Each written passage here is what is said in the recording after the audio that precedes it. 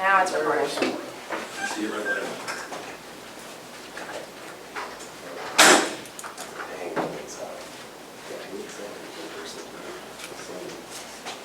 Good evening, everyone. Thank you for coming. It's 7:02, Monday, June 8th. We're going to go ahead and start the meeting for tonight. Call to order. I'm going to take roll. Mr. Greg Pearson. Here. David Dryden. Here. Larry Nail. Here. Robert Simmons, and Christy is out for this evening. We do have a quorum. Let's go ahead and start with Pledge of Allegiance.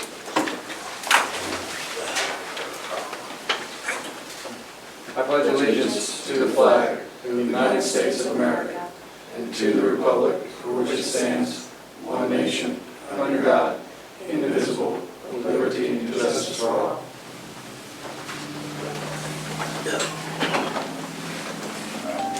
We've got a few announcements.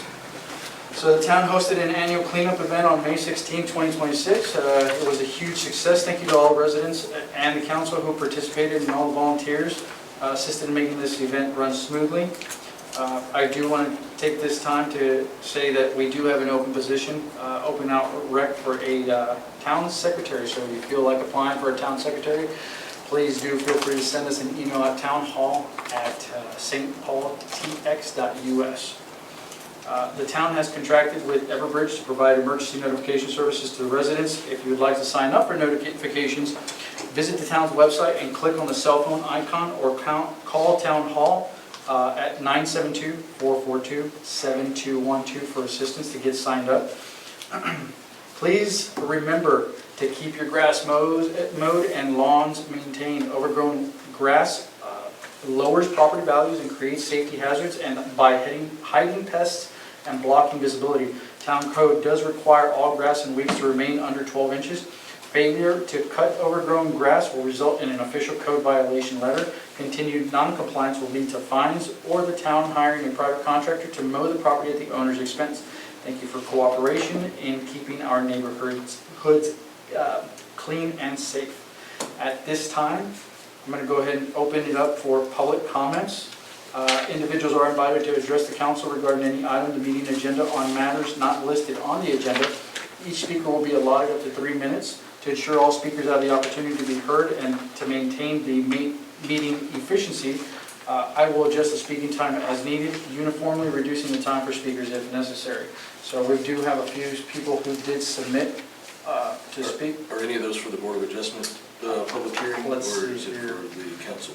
Public comments, it's not designated on here. It said informal indicated comment here. Okay, yeah, it just says, Yeah, so if you're here for public comments for the Board of Adjustments, we'll do that. yeah, okay, so I guess if we've got anybody speaking to the, on the Board of Adjustments items, we'll just ask that we hold your comments for that. So Stephen Lash? Steve with BH. Oh, my apologies, Stephen Lash. Okay. Please, state your name and address and then, Do I need to stand up or sit down, or does it matter? please. Okay. Yeah, no, if you've got, I'm here about the drainage. Okay. I've been talking to you guys, well, not you guys, but I've been talking to this town for a good 12 years now. Well, we're always gonna do something. Yeah, we're gonna take care of it. Yeah, it's in the budget. Yeah, it's gonna come around. Never comes around, man. My driveway, you can literally see the culvert pipes underneath it. And I keep putting dirt in there. I've already probably spent about $25,000 on sod just trying to keep what's left of my property from eroding from the drainage that's going on in the ditch next to my house. And I gotta tell you, I know you're the new mayor. We voted for you. We talked to the last guy too, and he didn't do nothing. So I'm just worried that one of these days I'm going to drive across my driveway, it's going to collapse and something's going to happen to one of my cars. My pavement, my driveway concrete, it's all been eroded. It's cracking everywhere because the water doesn't just go around my driveway or through and under my driveway. It goes up and over my driveway. You can literally see the drainage lines, the water line, up by the road. Can I ask That's how high the water what, is. ask what your address is? It's 2411 Hickory Lane. You've already sent an engineer to my house. I talked to the guy at length, told him what was going on. He saw for himself, before I covered it up the last time, you could literally see the concrete pipes under my driveway. And And I just, again, I've been talking to the town about it for 12 years and nothing's ever gotten done about it. I'd just like to see somebody finally, you know, every quote I've gotten for my driveway is 24 grand. I don't know about you, but I don't have 24 grand just laying around, you know? And it's expensive to fix that stuff. And I think because of the drainage and the stuff that they've done in the past where they came out and they supposedly spent $75,000 to do grade all drainage you know, I guess smoothing or whatever, I would call it smoothing. It didn't look like any drainage work was done to me.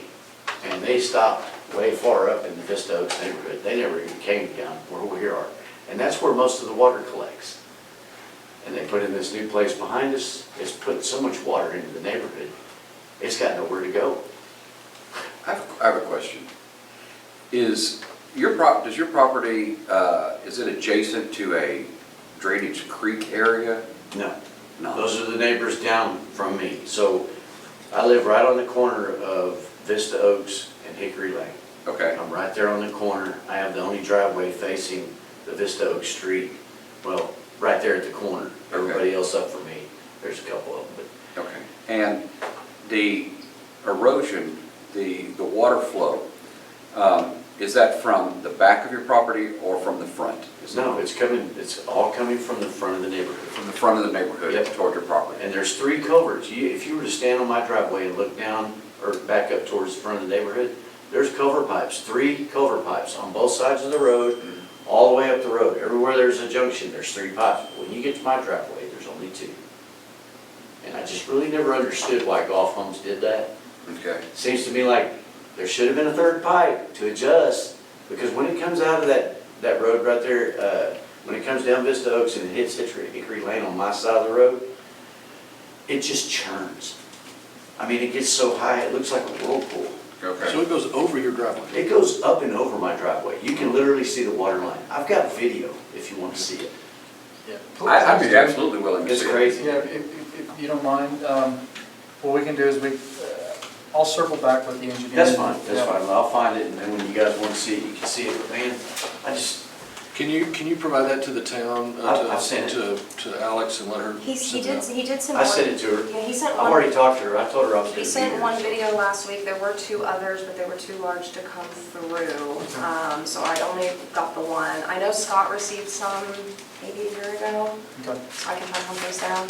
So does the house further down Vista Oaks from you, does the water go down that way or does it cut Yes. over to that? So it goes from my driveway, it keeps going down to Ernie's property, where he built a bunch of paver areas. I mean, I looked at it the other day when it rained.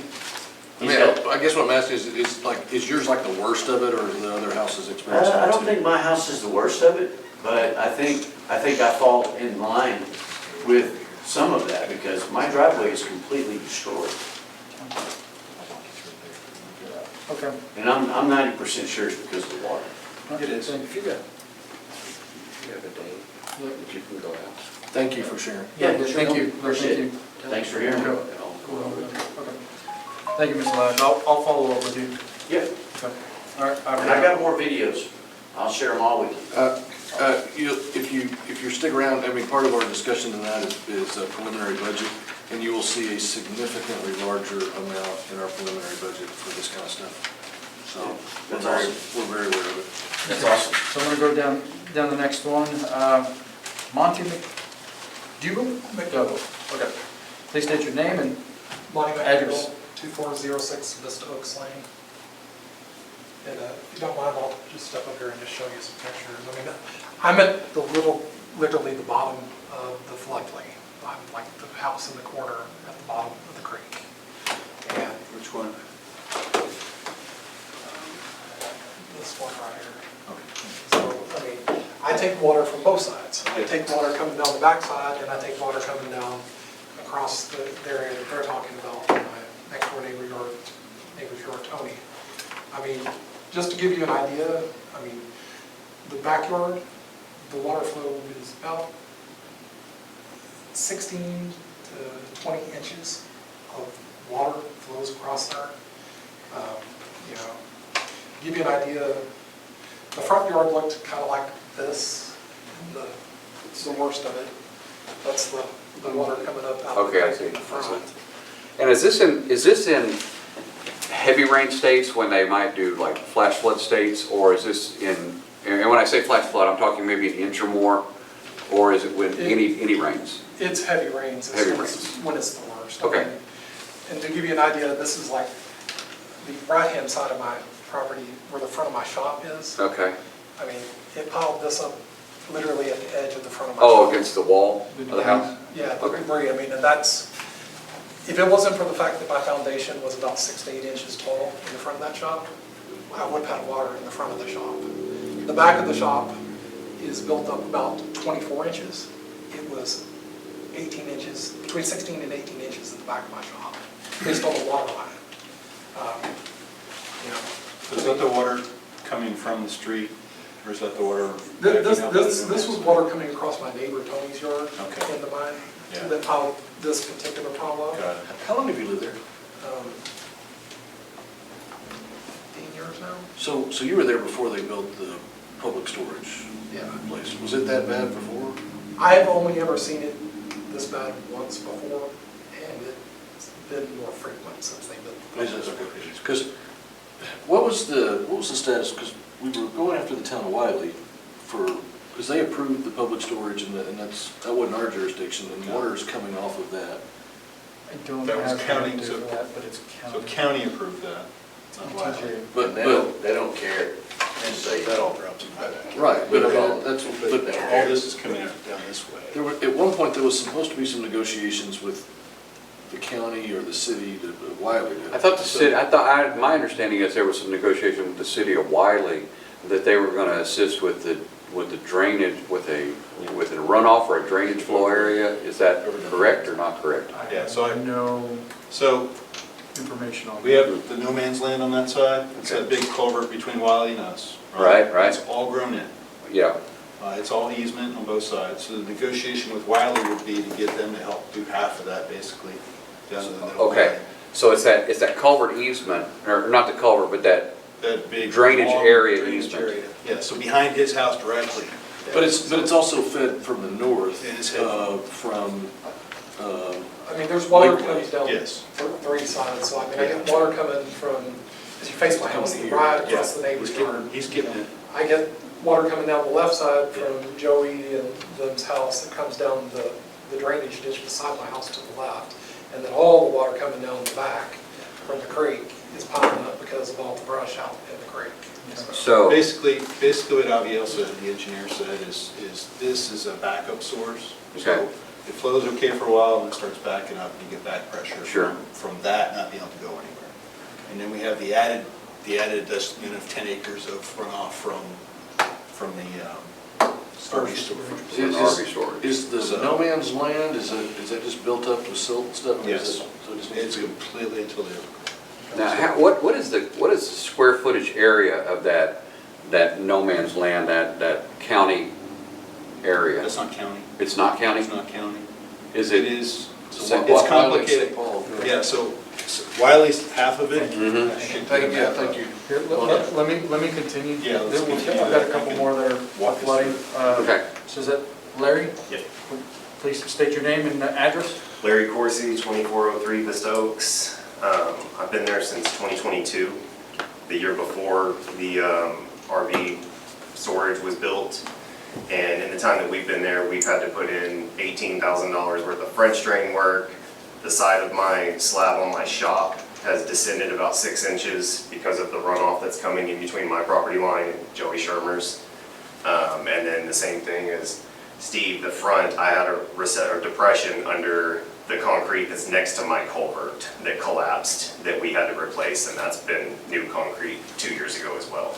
Larry, So- is your house directly across from his? Yes, I'm in front, Okay. yeah, there's one, Joey's in between us. Okay, so that berm's right behind, between you and Joey, basically, in the backside? Correct, Okay. yeah. And when we get anything north of an inch of rain, if you look at where my fence line is, we could only fence in an acre of our property because anything behind that turns into a full-on pond. And it disperses between my house and Joey's, and then me and Ernie, and then even down towards Steve's. And it turns into a 1.5 foot deep river. And when it really rains, guys, it looks like a lake out there. Yeah, same thing, I've got pictures and videos. Was some of this exacerbated by the widening of Parker Road north, or was it even be before all of that? I don't think so. I don't Yes. think that had anything to do with it. Yeah, the road hasn't seemed to Their be first, working. their first concern was drainage, before they ever built the road. They were already finding a place for their water. And, you know, and on the tech dots, you know, in their mindset, certainly not speaking for them, but they certainly have considered, and they've done a great deal of hydrology studies on, and, you know, there's drainage to collect most of the additional runoff from the additional concrete surface area. So I would be surprised if that facilitated anything. I would almost hope that it would have assisted some of the drainage because they've added additional flow-throughs under the street coming back down Parker Road. But Yeah, I was optimistic that with the road expansion, we would actually get a little help from it, but. that's exactly my thought, because I know that there are some actual drainage culverts that passed under Parker Road going toward the lake that I thought might have a little bit of impact, but apparently not nearly enough. But what we see when it rains hard is it channels from my perspective, is from the RV storage down, you just see a straight flow river. There's a berm behind my house, it does help to disperse a little, and then it pools right there, and then all it's doing is, I'm a little higher than Ernie's property line, it pushes heavy into his, flows into his fence line, and then runs in between us, and all we're seeing is just erosion between his fence falling and then erosion of what it's doing to the dirt line up against my foundation. And like I said, I'm already pushing 30K deep between concrete and French drains to try to help it, but it's not doing anything. You know, now, this is kind of a silly question because there's apparently been engineers that have already looked at and made some sort of suggested remediations. But you guys live it every day. You're out there every day. Do you have, and just excuse me for even asking something so ridiculously, but bear with me. If you could fix it, if you could say, if I could have the equipment, the people to do it, this is what I would do today. This is exactly what we would do to fix X. Do you have an idea? Or, We have plenty of ideas. We all have ideas. no, and I'm not being sarcastic in any shape, form, or fashion. I mean, because sometimes, you know, you can hire all the professional, you know, reviews and engineers, but it doesn't mean it's going to be realistic, and it doesn't mean it's going to be good. Sometimes it's the people that live it every day that sit there and say, I see it, I watch it, I know exactly what's taking place. If we could do X, that would make a difference. That's why I'm asking you, because you guys live it every day. A drain system that starts from the RV park that has multiple inlets with a 18 to 24 inch pipe system under the ground that feeds down to No man's almost, land. yeah, to no man's land, and then that cleared out to where it could actually flow. Because other than that, I don't What's that see you stopping the distance? surface water without putting up berms. Our neighbor It's, Joey put up a berm to stop water from going into her pool, but now all it does is push around her pool, Oh, feeds I- her neighbor, and then goes to no man's land. So if we keep- I've had that discussion with people on other areas for same or similar reasons. People will put up a berm to fix their property, but then it impacts the three neighbors around it. And the thought is, and they're saying, well, I just wanted to stop it from going across my driveway. Well, Yeah. yeah, now, and I know you guys are gonna know this, you can't fight Mother Nature. Mother Nature goes downhill, you know, Yeah. water's gonna flow where it flows, and you can create all the little culverts and everything you want, but it's still gonna do what it wants to do. So sometimes the best course of action is to create a flow or a flow channel, like what you're talking about, either culverts or some sort of drainage. So my next question, and just bear with me guys, is what's the distance of this culvert in your mind? 3/4 of a mile. Yeah, 2/4? yeah. 3/4 of a mile. Three-quarters of a From the mile? back of my house to Yeah. where he's at. Okay. But I think the path to clear the creek out. Yeah. It's like- Yeah, to give it like, somewhere to keep moving. So much water comes down, it backs up in my yard because it can't get Yeah. to the creek fast enough. The engineer, you know, one of the first recommendations he made as we did the walkthrough, Ernie was with us, we did it, was to clear that creek out. And it's just something we have to work through. That's part of the budget. Okay, great. Budget discussion. And, I mean, if you guys would be amenable to it, I'd like to set up a time that we could actually walk out and see it, because, you know, one of the reasons I'm here is for all the people that live here, and I'm willing to be out there. I want to see it for myself, and if you guys have time, Yeah, I would suggest making sure that Abiel is with us, as the town's engineer. then that'd be okay too. If he could be there, that'd be great. All right, thank you. Appreciate it. Thanks, We'll Larry. move on to Ernie. Please stand, state your name and address. Ernie Hoback, 2401 Vista Oaks. If you bring it up on your little map there, I have a pie-shaped lot. My property pin at the back of the property, I share with 3 other lots. And the frontage of my property is where Vista Oaks curves a little bit, so I have very, very large front property. All right. I've been there since 2008. I spent a lot of money, a lot of blood, and a lot of sweat developing my yard. And if you ever go by there, you'll see how nice it is. I even, one year, the drainage basin in front of my property, where the water comes in from the east, or it comes in from the north, it comes into that basin and it goes through 3 large pipes underneath Vista Oaks and goes down to no man's land, is what we want to call it. I see that. I actually spent $300 one weekend and bought stones to protect that catch basin, because it was nothing but dirt and rocks that the builder left, and it was just... That's yours? Yes. Okay, that improvement? Oh, that's nice. All right. And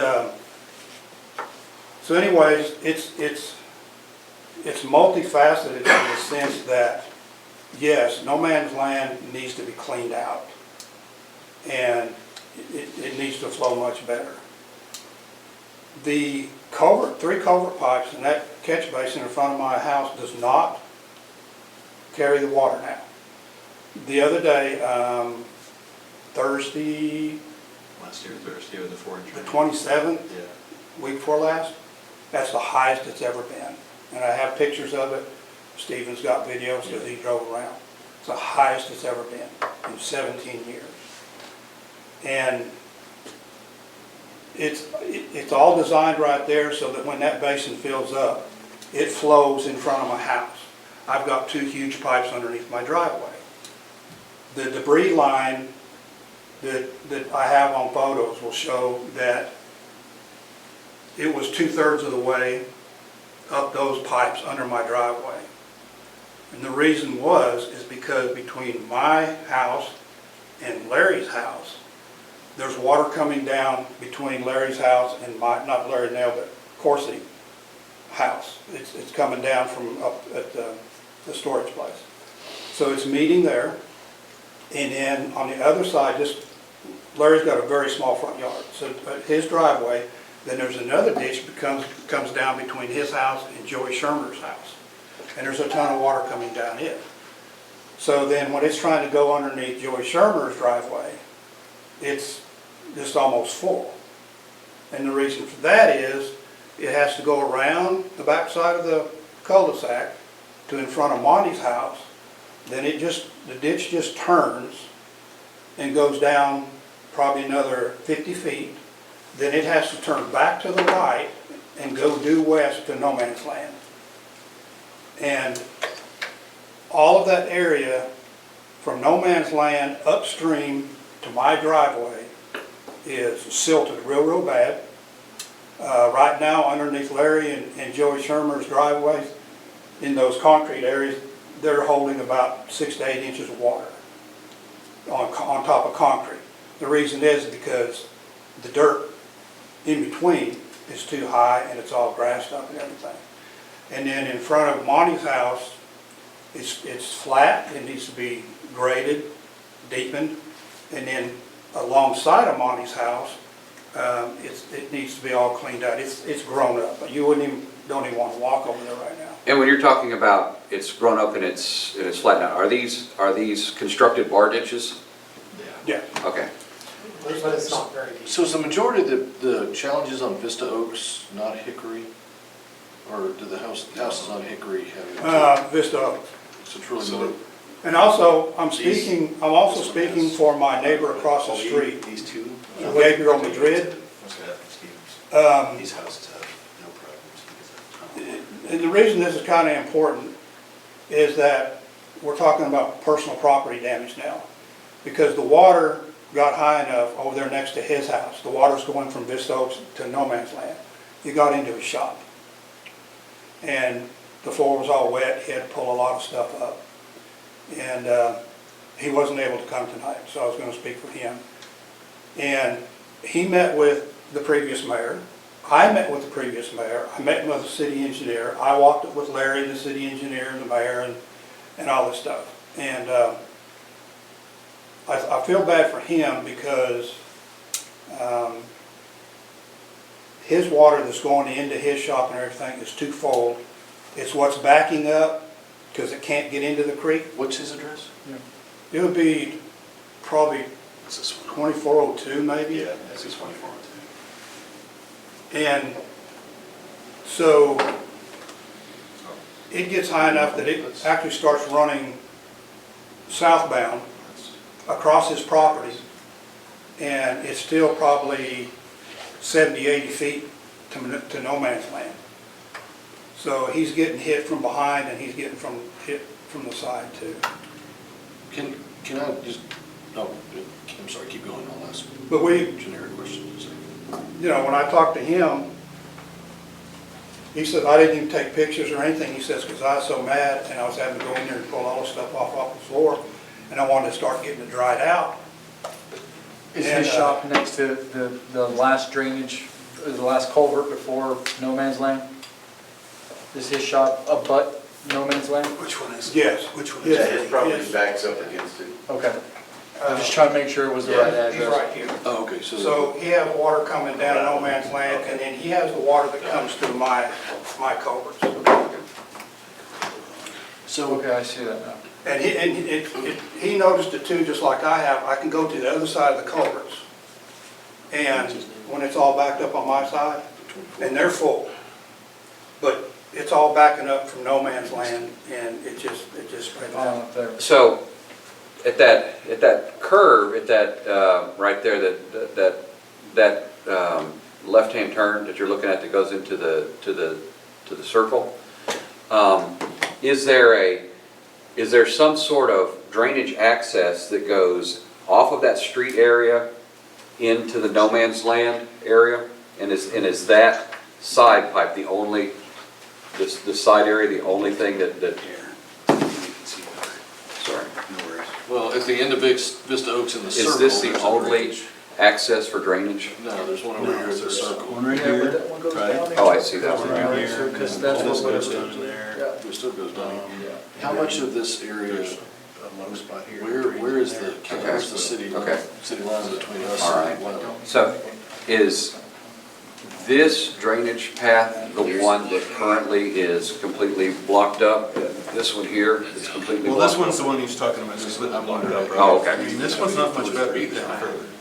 Okay. This can't flow because of the elevation of I it, mean, like this one. and then when the creek starts backing up, then it starts slowing down. Okay, and is this, you might not know this, and that's okay. What's the elevation difference from street level to creek level? Probably From my house, Huh? from my house, the back of my house, Yeah. it's probably. from the street. Thank you, Arnie. That's 6 to 8 foot. Thank you, Bob. 6 to 8 foot elevation Yeah. drop? I mean, you can see it. From my Okay. house.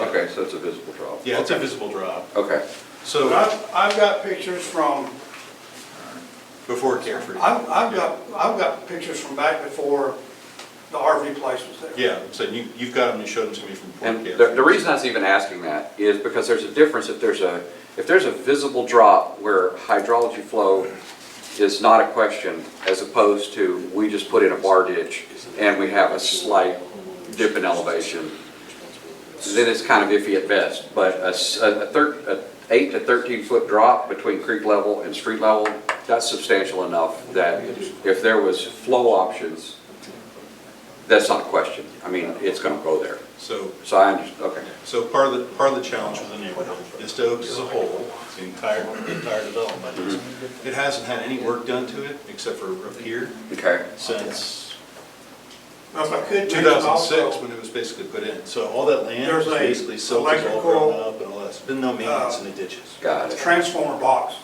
on my property Yeah, he's talking um, that one. between Larry and I, Uh-huh. Larry Corsi and I. I have pictures of it in the water. Yeah. I did call Farmers Electric, an engineer came out, he looked at the video, he looked at the pictures, and he said that it was within 5 or 6 inches of getting in there and shorting it out. That'd be fantastic. That was last year. This one here, I was expecting my power to go off at any time. And if it does short out, I don't know if it's a electrocution issue or what, if someone's standing in the water. So it's just blow. Yeah.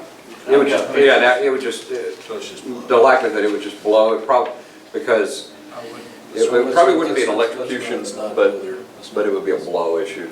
It would be a blowout, yeah. Certainly, problem. It's not addressed electrically. I've got a server at the house, I've got pictures that go all the way back to when I moved in 2006 what this rain does. Did you want to see that? No, it's just crazy. I appreciate it, man. Thank you. Well, thank you. I'll make sure to follow up with everybody, and I'll circle back with the engineers. I know I'm meeting one, right? So, Well, I've dealt with engineers that serve a small town.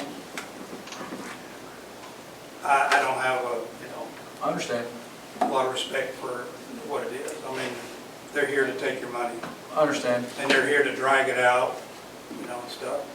And it's like what he was asking, if you had the equipment and all this other stuff, you have an idea of what you would do. It's pretty plain and simple.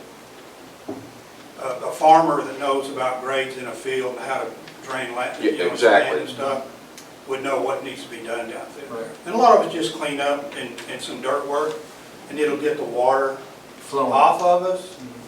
Stephen's deal, he needs bigger pipes. Okay, well, we appreciate it. I'll follow up with every single one of you. If I don't have your contact number in here, I'll go knock on your door. So don't use the second. Can I put my name and can I put my number on mine? Because I don't Please. think you want to read my no soliciting sign if you come to my house. Yeah. Please, by all I'm just means. saying. Yeah, please. And it's not for you personally, it's for everybody. Everybody, okay. Thank you. I got one more. Stephanie Rogers? Okay. State your name. your address, Stephanie please. Rogers, and I'm addressing the property of 2012 Parker Road that belonged to James Uppleton. My calendar. And You say 2012? 2012 Parker Road, yeah, there's a lot of property. It's not just the 2012, but that's the main property that, and I know that Mr. Fino's familiar with it, aren't you? Uppleton property. Brian West? Yes. Okay. Okay. Okay, I apologize, I picked up one of the wrong papers, so hopefully this won't baffle. It says, "Council members, my name is Stephanie Rogers. I want to speak to you tonight on behalf of the property belonging to Elston, West, and Rogers. This is the third meeting my family and I have spoken at. The second one, some council members spoke up that they knew nothing of this issue, even though we'd already spoke at the past meetings. I want to express my profound disappointment regarding the council's decision to make us wait until another study for boundary lines is completed. I am guessing the one completed in 2019 by your members in Planning and Zone Committee is no longer acceptable or profitable enough. We have a letter from the 80s stating we are not in the city limits, a letter, and that one came from the past mayor. The city secretary stating the mistake was made and we're not in the city limits. Both the mayor today and the past mayor stated to my son if it were left to them, then we would not be in the city limits, pending if the property ever sold.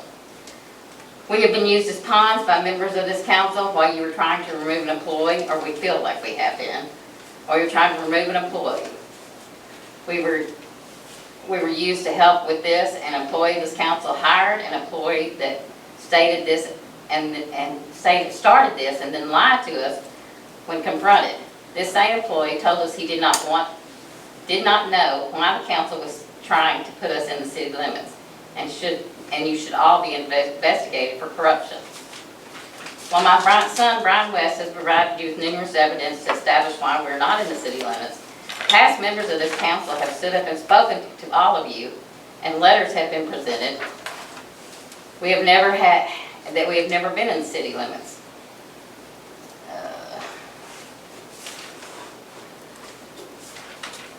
Let's see. Documentation we have requested, we've been given excuses, all the same. Bad record keeping or past employees didn't do their jobs correctly. The city's inconsistent mapping and record keeping should not reflect back on what our family land should be in the city limits or in the county. When this matter was originally brought before the city, you assured us the right thing would be done. However, your actions contradict those shared with us. Specifically, the council's decision to wait on the study of boundary lines.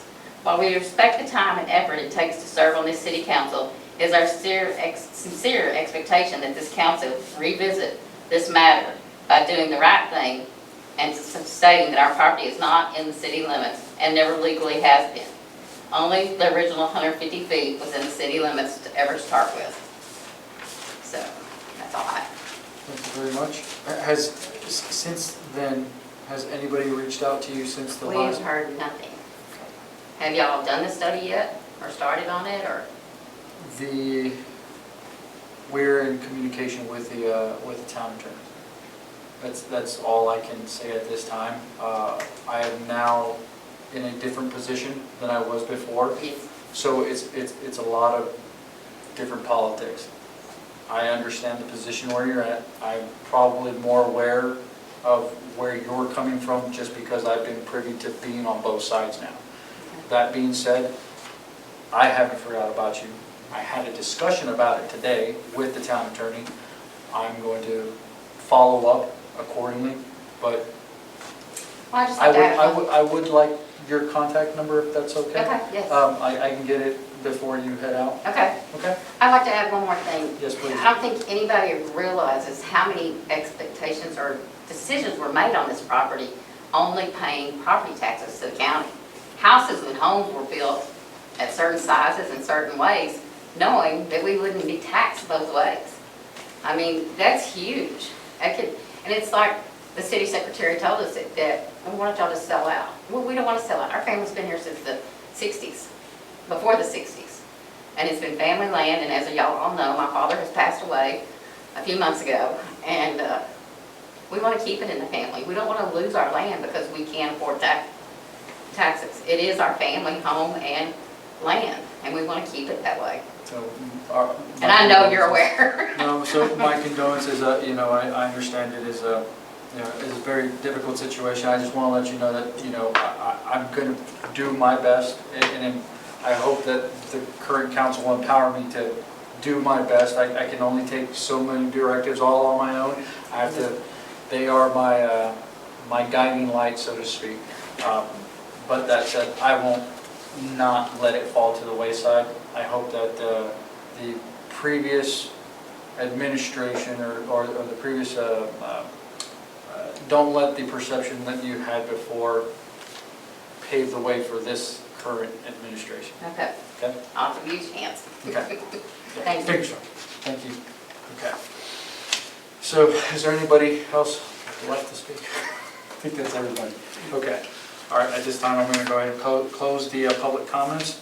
We're going to move on to item number 5 is the consent agenda. The consent agenda will be considered for the approval through a single motion and includes routine items that are typically non-controversial in nature. Any item on the consent agenda may be removed for separate discussion at the request of a council member or the town secretary or any member of the public. So 5.1, we're going to review the May 2026 monthly financial report. I'll start over here to my left. Greg, do you have any questions? On the monthly financial dashboard, no. Let me see. I'll give you some time to review it. My apologies. No, it's okay, because I reviewed it when she sent it out, and I reviewed it again today. The only,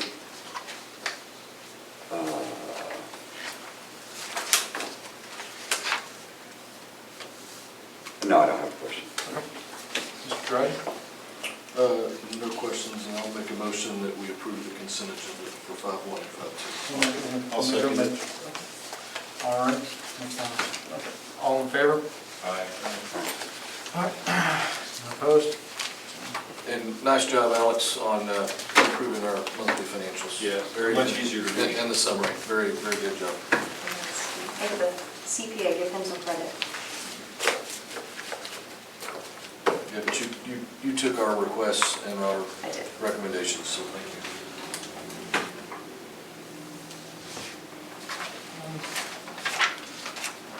Moving on to 5.2, consideration and approval for the minutes for the regular council meeting held on May 11th, 2026.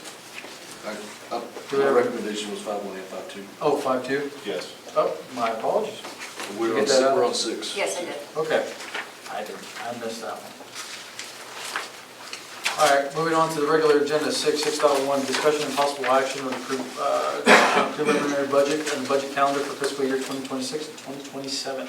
Yeah, I'll speak to this one. So, council member Simmons and myself met with Alex, and we actually went through last year's budget and worked on a preliminary budget with significant amount of effort and notes.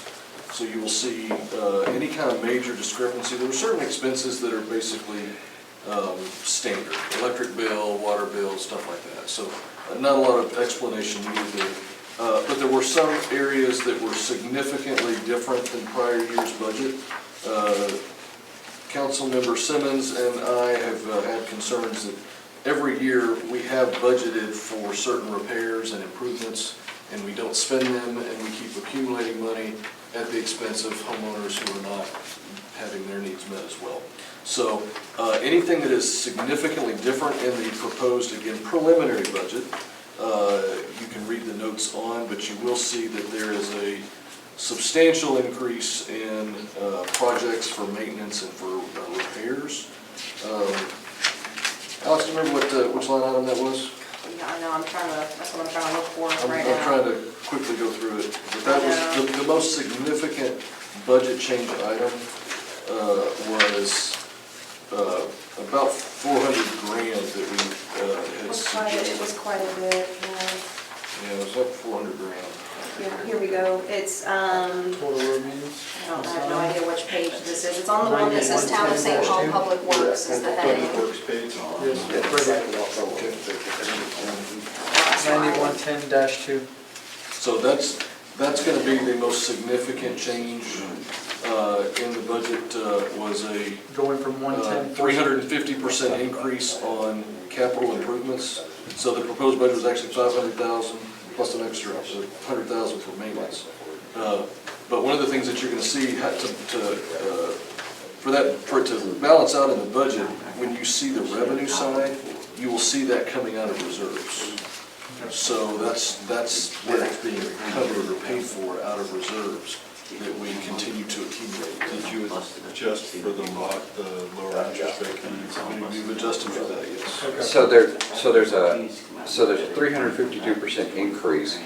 Is there a line item budget for the major projects? Is there a page for that? No, again, this is a preliminary budget. No, I'm following. I didn't know if there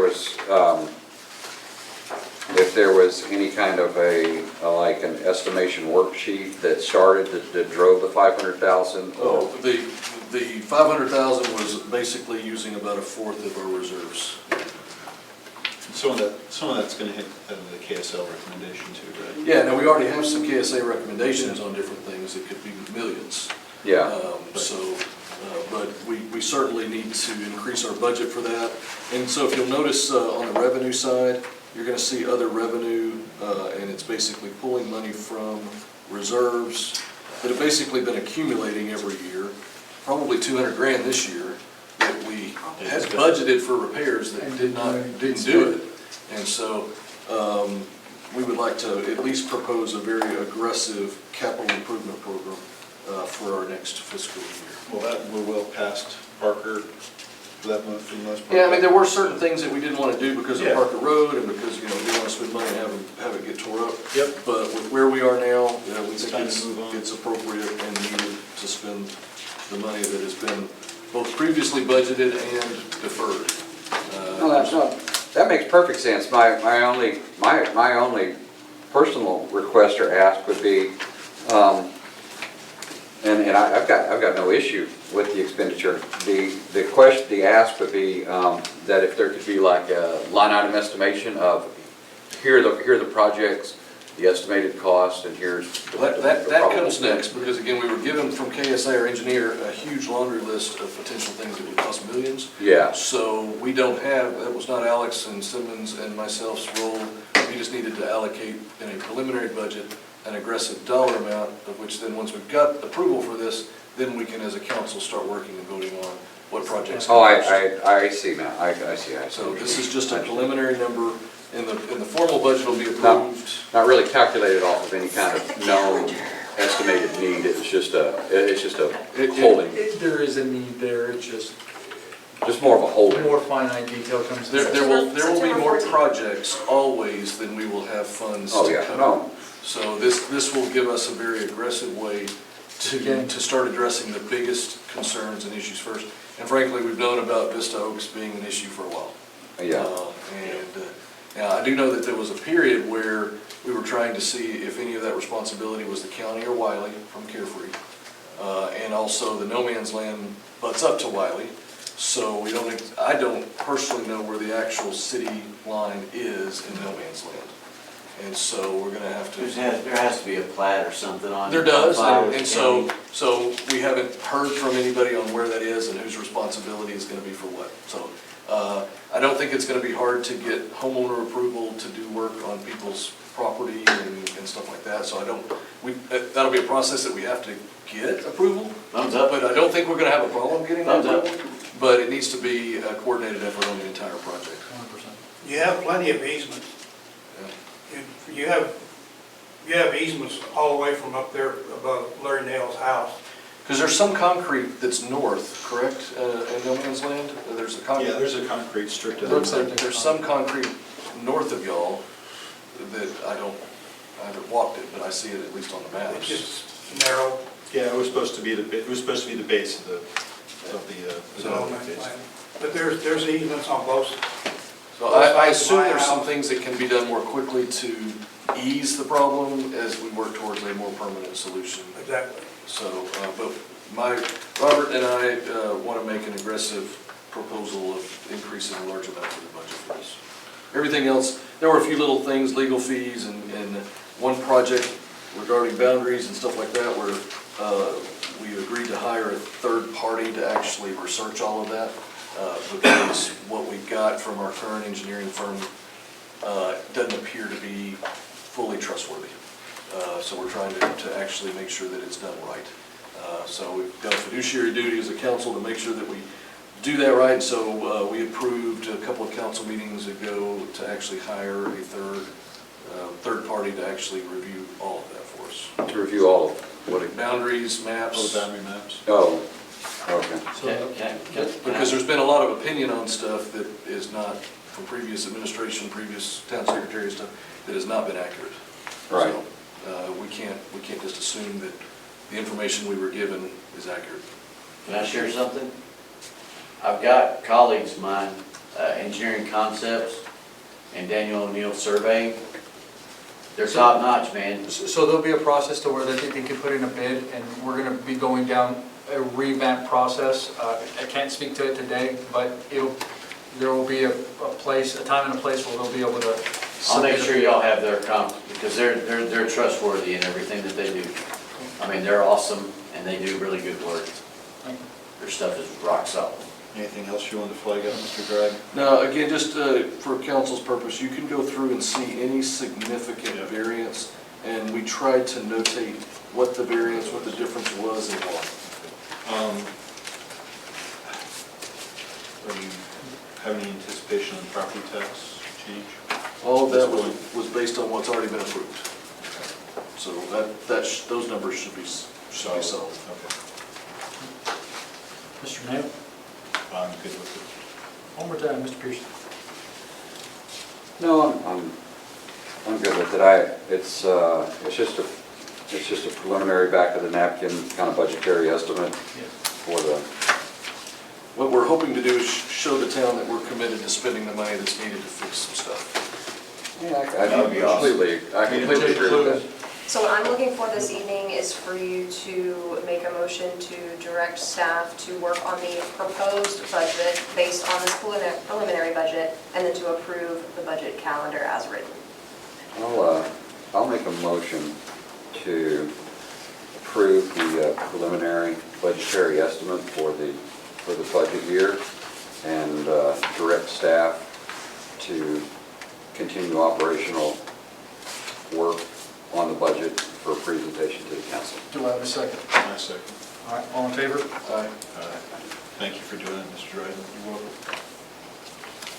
Thank you, Alex. I have a lot I of say work. A lot of Yeah. work. you, but thank you for all of you, because that's just a bucket load. All this will benefit the town. Oh, for sure.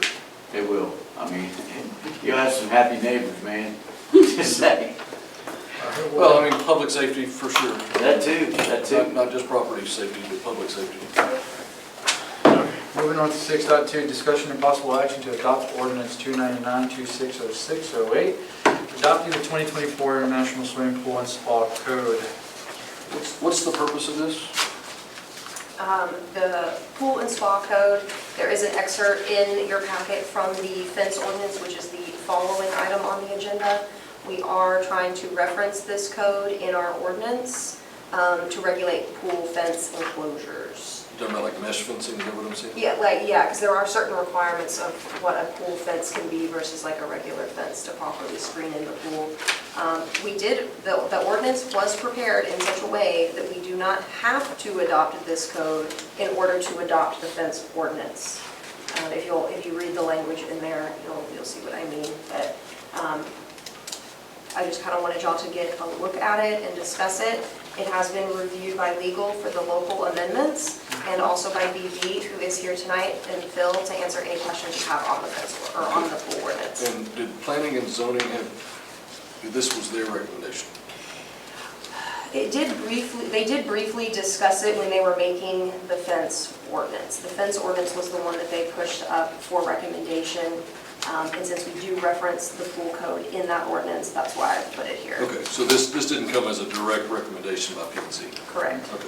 So We you don't can send it back to Do we you. have a current pool ordinance now? We do not. That's not what I have a whole laundry list of thoughts around this.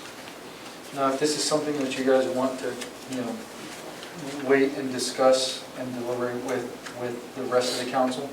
The only thing I was going to do is get Mr. Bill here for a couple of questions, so. You do have Bureau Veritas, a representative from Bureau Veritas here to answer any of your questions with Mr. Britt. Well, I want to throw a couple things out. Number one is, I spoke with Alex today. We have 388 houses in the city. We've got one swimming pool permit, one pool being built. In the last 2 years, we've had 2. This is 0.03% of our total time and effort. This is a huge document, almost a half an inch thick on just the regulations around swimming pool. I think this is an exceptionally bad waste of governmental time and resources on putting together this exceptionally large and verbose document in regards to the swimming pool code. 90% of this entire code has nothing to do with homes. We're not going to build a recreational center. 90% of this entire swimming pool and spa code is in regards to public swimming pools. Like if we were wet and wild, if we were building a recreational public swimming pool, we're not doing any of that. To me, this is absolutely a waste of our resource, time, and effort. Where this was attached was a fence ordinance. And is there a fence, some sort of a fencing regulation around pools? I think we all agree, I would 100% agree, it's a safety concern. However, a 1/4 inch thick document on pool and spa regulations that don't even pertain to the city because we don't have a public swimming pool and we're not going to build a recreational center, which is literally 90% of this entire document has to do with a public swimming pool or a public swimming area. You would agree with that, right? I read this today, so I The could. majority of the book will not be applicable. 100%, 90% of it has nothing to do with this. Residential requirements. that you Right. have. So the only thing that has to do in regards with this fence ordinance, and tell me if you agree with this or not, is the one section on fencing and the type or quality of fencing around pool areas. There's another chapter on the design of the pool, specifically diving boards in particular, that would also apply. But even reading the diving board section, which I read that today too, we went through all of the specs and the two tables that divvy up the depth and the variances and the boundaries between the edges and the slope grade of the interior of the pool. I read all of it today. Even that is public pool. Now, in regards, There's a section for residential pools. it makes a reference back to residential pools if you choose to build a diving board in your pool. There's a chapter specifically for the design of residential pools, non-public pools. Non-public pools. Yes, it's only 3 or 4 pages. So in regards to the entire document, and we could take this on with, I can put this through AI and see, but I think it's going to be, like I said, 90% of this document is public pool related and 10% of it is in regards to private, single family or dual family homes, not including like apartment buildings and things of that nature, correct? That you're not incorrect about that. Y'all would have the option to amend any chapter you choose to out of the book, Right. or just realize that those chapters won't ever apply. Right. Now here's my contention with this. It's not even a contention. This is my suggestion with this. Because number one, a lot of these, and the residential swimming pool, the on-ground Strobel residential swimming pool, that section 701 is the one you're talking about residential pools and the ladder types. I agree, it's about 4 pages. Even at that, this is still covered under county building codes and state regulations, correct? To a point, yes. The But counties, the Collin County follows the same code, right? they follow the state health code. And the state health code is exactly what the 2023 ISPSC references. I'm not familiar with the current version of what the state's. Well, that's what this entire booklet is. It's the 2024 ISPC International Swimming Pool and Spa Code. That's the book that you guys gave us. So it's the ISPC 2024. And so if you're not familiar with it, you just said you were I'm familiar not with it. familiar with the state health code. Okay. The state health code directly references the 2024 ISPSC guide. My suggestion is instead of the city of St. Paul adopting this code and this document as part of our ordinance, which would make it exceptionally confusing and difficult for, city staff to have to regulate and go through, that number one, we just reference this as referenceable material in the ordinance if we use it at all, and rely back to the state of Texas health code for swimming pools, which, we have 1 swimming pool being built in the town right now, and there's only been 2 in the last 2 years. So if we have no pool ordinance now, and somebody wants to build a pool, what's the process, and what's the oversight, and what's the regulation of that? So they Just would- purely county? Yeah, so they would be looking at our building codes, our residential codes, and our electrical codes to be getting that information. So basically this document compiles all that into one. So if a pool designer called and said, hey, I have a client in St. Paul that's wanting to build a pool, what is your pool code? I would just send them that code and they would know how to build it. And then, we would get the permit application. I don't review it for compliance. I send it to Bureau Veritas, and they'd be the ones that would review it for compliance with our code. But pool builders, Blue Haven, any of the pool builders, they do this on a day-to-day basis. They know what the You're assuming it's a Well, larger pool. yeah, maker.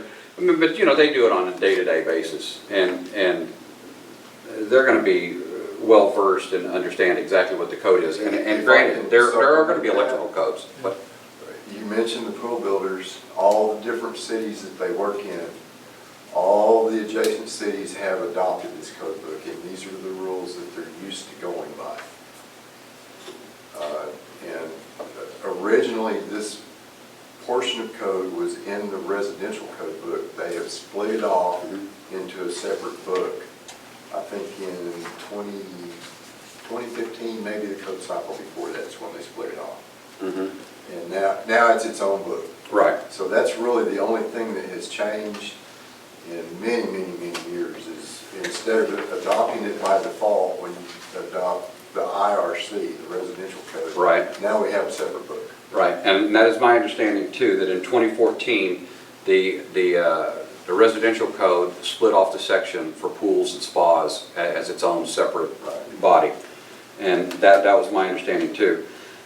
My content, and please understand, the swimming pool code, the spa code, I don't have any issues with. The thing that I have an issue with is tying this code into our fence ordinance. I don't think that the roughly 1,000 people that live in the city of St. Paul need to have the oversight of mom and dad watching what they're doing in their backyard. All the property owners in this city own their property. They're all adults. I don't need to be oversight and watch my neighbor.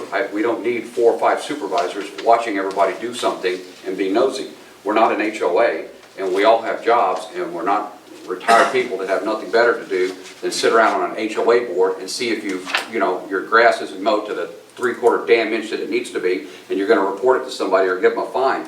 There's a $500 a day fine if you don't adopt the ordinance, and per day, per incident. At the end of the week, that could be that's a $4,000 bill if somebody chooses not to put the 1/4 inch damn strip on the steps in their pool. I can tell you, I don't want your ass looking at my swimming pool in my backyard to find out if I've got a 1/4 inch damn reflective strip on my steps. It's none of your damn business. That's my number one thing. It's my pool, it's my backyard, it's my money, and I don't need a damn inspector coming and looking at anything in my backyard. That's pretty much the bottom line. And I would take up for any citizen in this city that doesn't want an inspector sticking their nose in their backyard and looking at their damn swimming pool. Get the hell out of their backyard and stay out of their business. That's what I would say. That's pretty much what I would say about it. It's kind of irritating, that you would even believe that you need to step into anybody's yard to look at that. Now, I'm not talking about safety or building structure or anything like that, because there's electrical code like Alex mentioned, there's plumbing code, all of that sure, that needs to be in compliance. But some of this regulation is literally just ridiculous to the extent that it's really set for a public structure environment, not a private backyard. That's my thought on it. Mr. Dryden?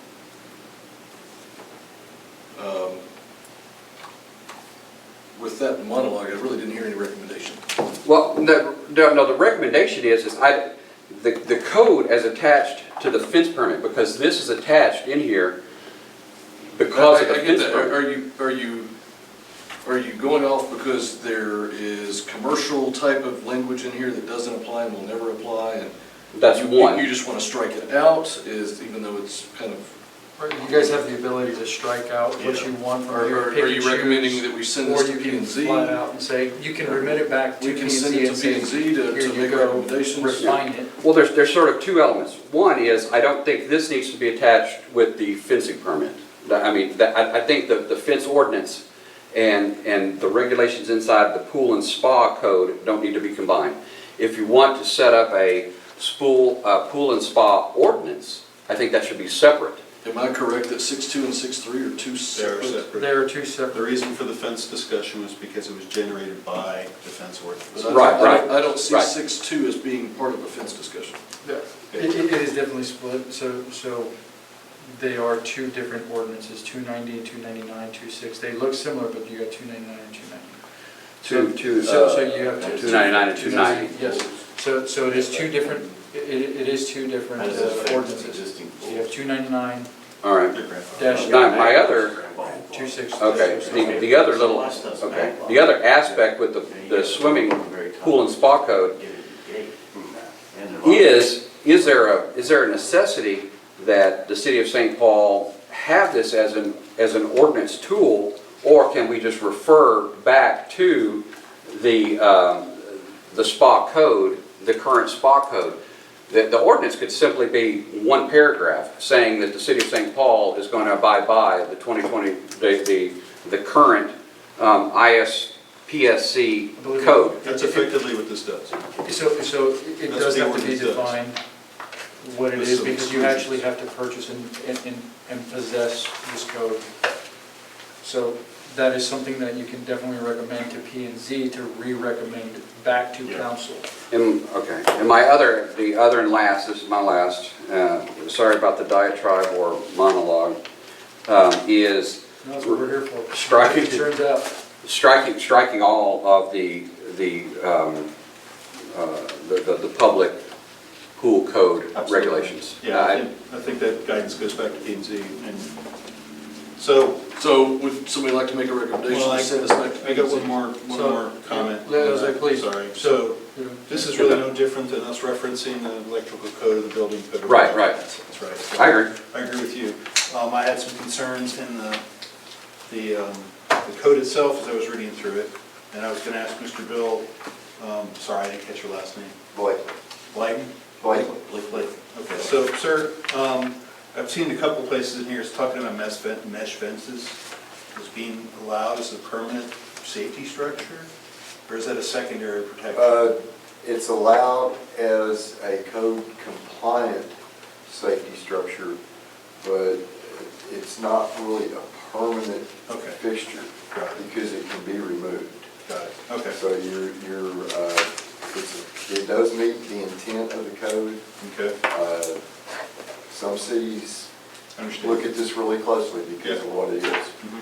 So, Does everyone know what a mesh fence is? Yeah, the mesh fence. It's a safety fence. Yeah, it's a safety fence, and my understanding is this typically is also constructed with houses with, or it's erected with houses with children during the construction of the pool, is when it's seen a lot, until the property can have the regular standard fence around the property. Mesh fencing is not the temporary construction fence. This is a type of fence that will provide safety protection around the pool, and it's considered to be the permanent means of meeting code, but you're dependent on the homeowners to have it erected when it's appropriate to have it erected. I thought It's the, like a secondary. It's a secondary protection, so. It's not exactly secondary because you could have your house in a pasture and put the mesh fence up and Yeah, pass so- your inspection without any other type of fencing. and that's exactly what I just said. I mean, This isn't it is- for like, That's a mesh fence. That's what, exactly, and it's meant to be temporary, correct? No. no, he's saying that it's permanent. It can be a permanent Well, structure. and the you can code pass suggests inspection. it can be permanent, so. It's no different than you could prop your back door open, Yeah. then you would no longer have a barrier between the house Correct. and the pool because you So- prop the door open. You Right. Take the fence down. Agreed. So, and this is why a lot of cities look at the mesh fencing really Now, closely. is Can I- the, can I yeah, finish I'm what sorry, I I'm sorry. suggest? So that was one question on that. So going through this, again, I agree with we need to send this back to P and Z for review. I still think we need to adopt the code with striking out the commercial and the citywide sections, just be explicit in our ordinance. Yeah, I think there's a couple other things in there we need to throw out.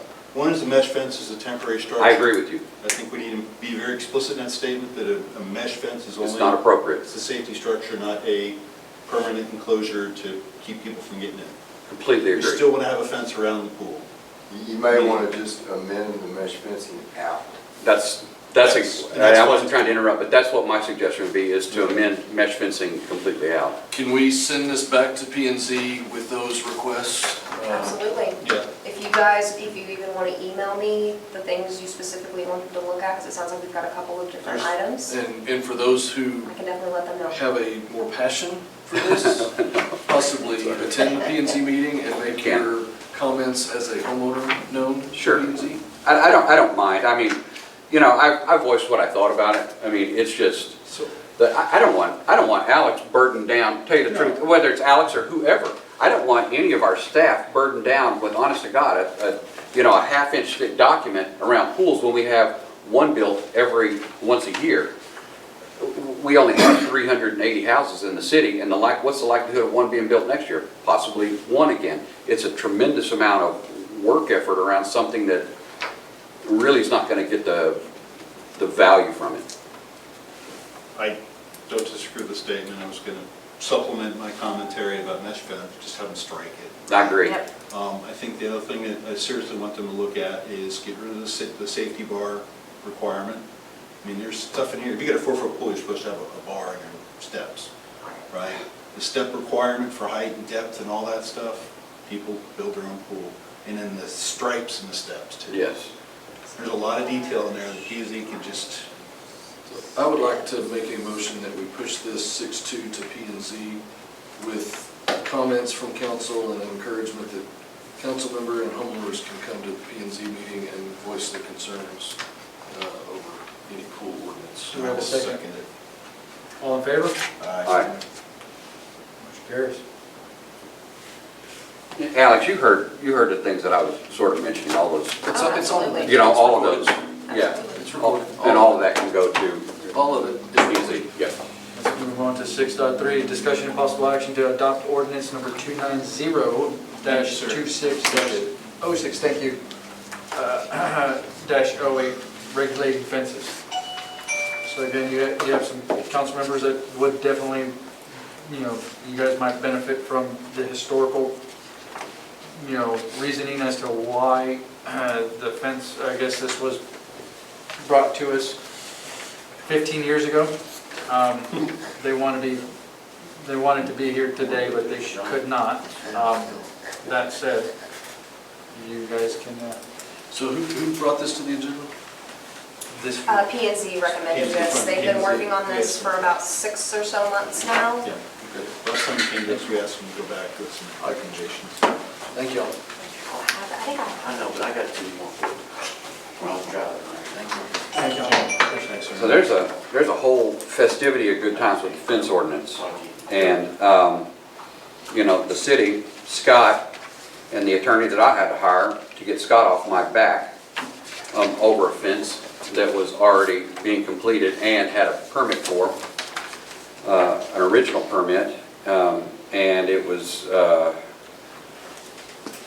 I'm not sure, is this when this got back on the agenda and got put back in? No, we've been talking about the fence It was ordinance even for a before long that? time. Okay. Oh, yeah. This has been going on And for there was close to even a a year. joint, Oh. there was even a joint council P&Z session, I think, in February. Okay. Yeah. Okay. Because, Alex, you know how that made me livid crazy. And some of the little aspects that are still in here now, kind of, I still sort of scratch my head, like repair to a fence. So, hypothetically, I live on Parker Road. If a car ran off Parker Road and hit my fence, and the straight line of my fence is 183 feet, I think. I could be wrong on that, but it's around roughly 183 feet. Let's just say it was a UPS truck, and they took out more than half of that fence. They hit it, and more than half of it had to be replaced. The repair to the ordinance, if it's more than 50%, then that changes scope, and it's a new fence. No, it's not. It's still a repair. Things like that are ridiculous. It doesn't matter how much of the fence is damaged. If a storm comes up and blows an entire section of my backyard fence down, if it's more than 50% of it, if it's full run of it, it's not, I'm putting up a new fence. It's still a repair. So, adding something like that, H, repair of a fence shall be defined as the maintenance to a fence or replacement that does not exceed 50% of the total length of the fence. Who, in a drug candle, smoking it, comes up and says, fantastic. Let's say if it's more than 50% of their fence, then it's a new fence. No, it's not. It's still a repair. A repair is a repair is a repair. If a fence was there and you're putting up another one, it's still the same fence is going up. I mean, it's that kind of thing. So I would strike H. So you're opposed to the length difference? Yes. What about the scope, location, or dimensions? Well, and again, the repair of a fence, the thought is you're putting the fence, same or similar, back to exactly the same position. I'm not changing anything. So, for instance, at my house, this is just personal, but at my house, the state purchased the frontage road, and we backed up 18 feet. Yep. The new fence was going in. I wasn't changing the type, or the kind of fence, or where it was going, or anything like that. It's still a fence in the front of the house. But Scott argued with me to the extent that I had to hire an attorney, and the city of St. Paul had to pay the city attorneys to have discussions with me before I took the whole thing to court. Because finally, the city attorneys, David, came back and said, he's not putting up a new fence, he's replacing his fence that was moved. I mean, it's ridiculous, but we argued about that. So it's that type of thing that, again, we don't need to get into the nitty-gritty of everybody's, personal. I mean, the city's business is to, regulate the regularity, the use of it, how it appears, does it meet the standards. But when you start getting into the exact height and it boggles my mind. Any structure more than 18 inches in height is constructed for enclosing or screening or restricted access to a lot is a fence. That's 1.5 feet. Now, here's the thing. If I want to put up, I have a little area in a side yard that has a few little limbs in it that the jackrabbits live in. My wife and I, we call it our bunny hutch. We call it a little bunny hotel. The bunnies live in it. If I decide to put up an 18-inch little fence that I go to Home Depot and buy a metal fence and put around it, I have to come to City Hall and get a freaking permit to put up my 18-inch fence around the bunny hutch. Because it's going to be in the regulation that it's more than 18 inches, you need a freaking fence permit. That's ridiculous. I don't read it that way, I I'm sorry. thought it was only required in the front of your property. It is. So this is a comprehensive fence ordinance, because currently we only have regulations for fences in the front yard. Yeah. So this is a more comprehensive ordinance that's going to dictate height, materials, Even for location. Yes, it's going to be all the way around. So, but just think about this, guys. An 18-inch fence, 18 inches, this tall. You have to get a fence permit. If you want to put up a little fence around your flower bed because you're trying to keep the rabbits out of it, you've now got to come to City Hall and get a permit to put up an 18-inch tall fence to keep the rabbits out of your flower bed. It does say building or structure along property lines Yes. in the definition. It says any structure more than 18 inches, it says C, fence. The following definition shall apply within this article. C, fence. Any structure more than 18 inches in height constructed for the purpose of enclosing, screening, restricting access to a lot, building, structure along property lines. Along the So, if I put it up, again, if I had a flower bed in front of my house and I put up an 18-inch tall little fence to keep the rabbits from getting in my flower bed, and it keeps you from walking from my yard to my house, I'm creating a structure, and it happens to be in my front yard, that all meets the definition of that paragraph right there. So at this point, I would start, let's make recommendations so we can send this back to P&Z if that's what the council would like, so I can, so we can. Yeah, I mean, I get what they're doing, but do you see what I'm saying? Some of these things become so precise and specific that what you're not thinking of is, you're not thinking rationally. What I would like to see, in light of yet another monologue, is if you would make a comprehensive list of your objections, your changes, your requests, and then present those instead of, excuse me, but vomiting out a lot of stuff that we can't really grasp. So whether it's on the perimeter or not, there's already been some confusion on what you think it says versus what it says and stuff. So if you want to make a comprehensive list, we're obviously not going to vote to approve this tonight. So my recommendation and my request is that you would make a more comprehensive list and submit it to council so that we can actually be more specific with your concerns.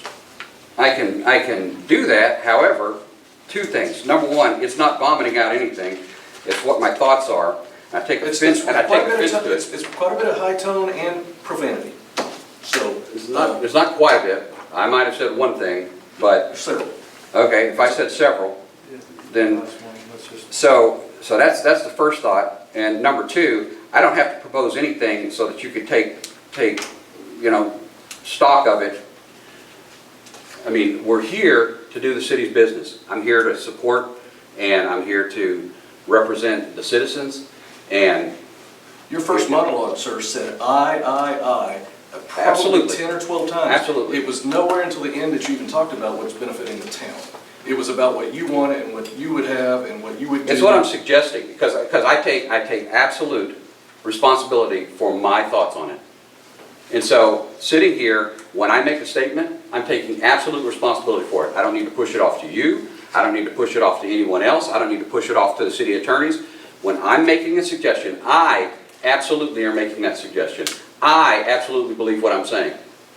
So that's when I say the word I. So I do appreciate everything, but I absolutely take offense to the phrasing of vomiting out my thoughts. My thoughts aren't vomited out. So, it's just, Do you have any other suggestions on? no, I just, Would you? I just think the structure of these need to be reviewed. I think P&Z does an excellent job. They're trying to put this together. I think that we should, and again, this goes back to I think that I believe that we should look at this in a comprehensive manner and try to weed out any of the specifics that would hinder individuals from taking their own personal wills on their property into effect. I don't disagree with that statement at all. I mean, I fully agree. I would like to have a more comprehensive list of certain concerns, and that's for all council members, not just you. But if there's certain things that you want struck in here, or you want added or amended, instead of in just a verbal setting trying to figure it out, if we're not doing a workshop where we're gonna go line item by line item figuring it out, I would like to have people make recommendations in writing that I would like this put in, this taken out, and then that way we can look at it comprehensively. And for all intents and purposes, you know, the P&Z would definitely appreciate the engagement for council members, so definitely what we can do is I will reach out accordingly to every, you know, or through Alex, and then we'll send out an email stating, hey, you've got X date, go through what's been presented, and then we can send it back to P&Z should you guys want to send it back to P&Z tonight. And I guess my thought here with this is, and the reason that I was voicing the issues that I saw personally is, number one, because I did actually absolutely live it from personal experience, lived the Defense ordinance. the fence ordinance and the lack of cohesion behind it, and every little aspect that I sought out the city secretary, Scott in particular, who couldn't come up with a definitive answer for anything on his own, and everything was, I have to call the city attorneys on that. I would say, well, Scott, this says X. I don't know, I'll have to call the city attorney. I said, you're in charge. No, I'm not. It was ridiculous. And so being as detailed as this is, which there's nothing wrong with, but being this detailed lends it to that type of action that it becomes so incomprehensible that individuals, Alex, Scott at the time, look at it and say, gosh, I don't know. It's got legalese in here. Now we're going to send it to the city attorneys to make an addition. We don't know. Well, that shouldn't have to happen. I mean, our city staff should be able to look at it and say, is your fence, you're putting up a fence? Yes. Is it going to go on your border, on your property line? Yes. Do you have a plot, etc., and be able to give it to us on a diagram? Yes. As long as it's inside your property line or on your property line and it meets all certain requirements, that fence permit should be done and gone. But I don't know if we need, and I'm throwing this out there as just an open question for any kind of response. I don't know if we need a detailed description of something down to the level of a fence, you know, I think we all are adults. I think most people that own houses are So adults. for the record, we have had homeowners who have wanted to do what you've talked about, which is do what they want to do with their fence, Yeah. and other neighbors complain because it's cuts their visibility, cuts their sight. The bunnies can't get to their yard. Yeah. I'm telling you, there has to be some degree of rational code that everybody can agree with. Right. Because we've seen it from the other side too. Absolutely. Where somebody was adamant about wanting to do what they wanted to do, and the neighbor was adamant that they're not going to let them do it, and it was I understand that, and listen, you know, if we're talking about just fence, just hypothetically, and then this will be it for me on this. If we're talking about a fence, you know, most fences, 6 or 8 feet, wood fences, right? I mean, that's very common in cities, etc. Out here where we live, a lot of us, we have pipe fences. We have construction panel welded into the pipe fences, or we have T-post fences with barbed wire or horse-friendly fence without barbed wire, or horse fence and all this. All those things make perfect sense. If you're talking about putting up a 10 or 12-foot brick wall, that's another story. But the fence ordinance could be something as simple as, it's not to exceed 8 feet, and it's going to be built out of common building material. I mean, it could be something as simple as that, and it doesn't have to go into multi-page detail of the fence. And Well, I'm open to what other PNC has done is they've done what we've asked them, which is to propose a fence ordinance. So they have. Yeah. Now, if we want to make changes, additions, strike stuff, now it's up to us to do that, or send it back to P&Z, but they've already done what we've asked them to do.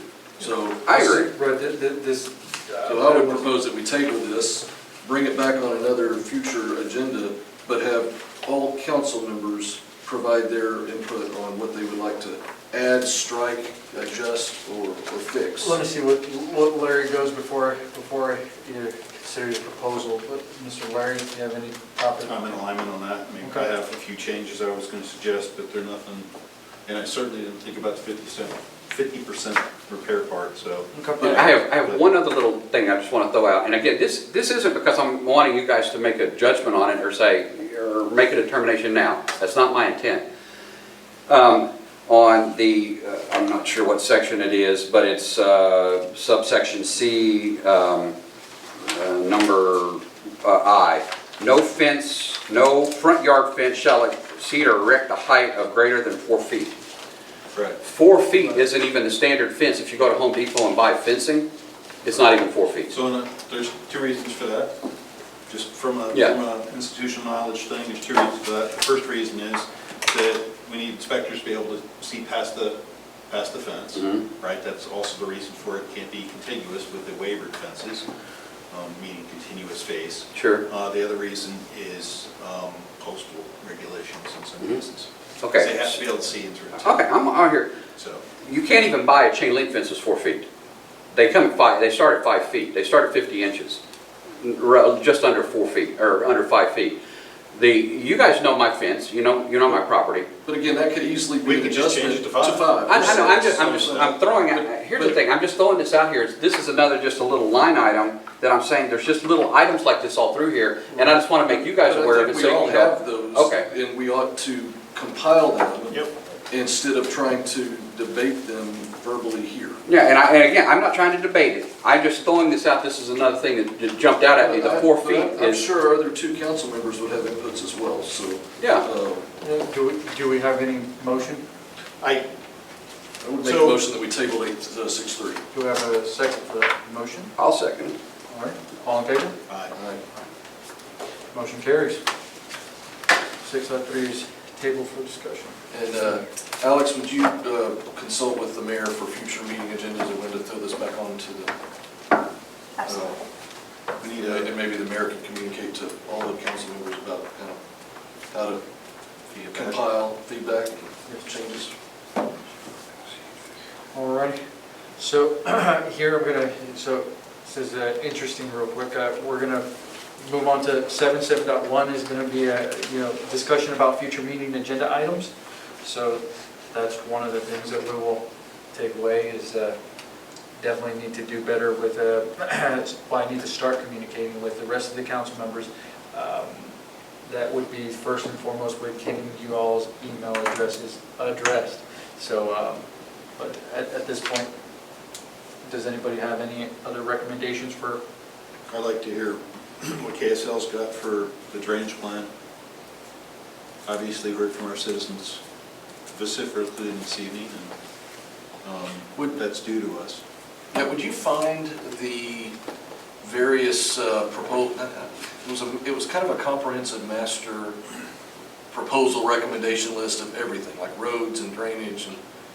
It was a comprehensive plan. Yeah, About 4 and, meetings ago. yeah, and, but the new council members need to see that. Oh, as was it well. the presentation that Yes. Abiel did when he was here? Oh, yeah, I have that, I can email that out. Can you make sure the new council, well, just send it out to Yeah, everybody, absolutely. but especially the new council members, we are gonna need, when we go over the budget item, you know, like the capital improvements, how to prioritize that. Absolutely. Here's a priority, here's not a priority. On all the streets. Right, so that's what they're discussing. So just, can we put as standing agenda items, both staff-related items Yes. and also capital improvement-related items? And maybe get the attorney's approval on verbiage, but that way we can always have discussions around capital improvement items. Sure, absolutely. Because if we don't have it on the agenda, we can't go over it, and it could be another 8 weeks or 12 Right. weeks before we get something addressed, so. Policy discussions. You can, sure. So we probably need to have a standing up for policies too, when we're gonna start having to go through those. Yeah, I think that would be very helpful. Good. We, do we have any more, Mr. Mayor? None this time. Make a motion to No? close Okay. the regular council meeting. All right. So we're going to go ahead and make a motion here for the moving on to 7.2, the regular council meeting will be adjourned. Do we have a motion to close? I did. I'll second it. Close it. Do we have a second? Mr. Dryden, second. All in favor? 8:33. Motion is approved here. The time is 8:33. We have now adjourned. You need to start. Anybody need a recess? Need to- Let's get the board of adjustment. Rock? Stephanie, would you like to give me your numbers? Yes. Yes. Yeah, I don't want to be rude. Probably don't want to be here. Thank you for being here. You're Thank you. Let me just, I need a. Okay. This is a copy of some. It's 972-322-4635. People's phone numbers on. Thank you very much.